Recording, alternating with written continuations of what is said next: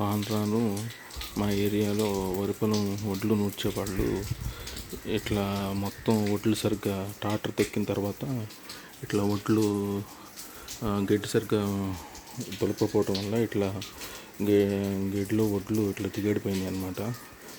ఇట్లా ఇంటి దగ్గర తీసుకొచ్చి ఇట్లా వాములు వేసిన తర్వాత ఊరిని ఇట్లా కట్ట కింద గడ్డి వేస్తే వాన వస్తుందని ఇట్లా తీసుకొచ్చి ఇట్లా ఒడ్డంతా రాలుతున్నాయి.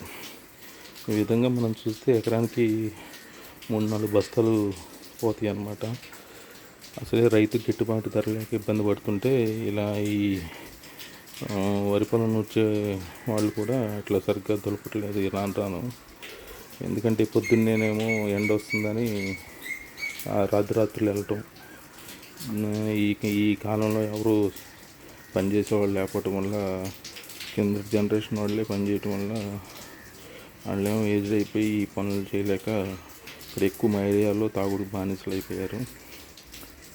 వీళ్ళంతా రాత్రి ఇట్లా ఒక మైకంలో ఉండి మళ్ళీ పొద్దున్నే అర్ధరాత్రి 2-3 లేచి ఇట్లా పొలంకి వచ్చి వరి నూర్పుడు చేస్తారు ట్రాక్టర్లతో. వాళ్ళకి ఏముంది ఇట్లా చేయట్లో ఈ సరిగ్గా దులుపుకోకుండా కట్టలు కట్టేస్తున్నారు. రిజల్ట్ ఇట్లా ఎకరానికి 3-4 బస్తాలు పోతున్నాయి అన్నమాట. ఇప్పుడు ఎకరానికి మళ్ళీ దానికి అసలు ఎక్కడ ఎంత రేట్ ఇస్తున్నాం, 7,000, 8,000 అట్లా. రాను రైతు చాలా కష్టాల్లోకి వెళ్ళిపోతున్నాడు. చూడండి, రైతుకి ఎంతో బాధ అనమాట. 6 కాలం పండించి ఇట్లా కొట్టుకుపోతుంటే.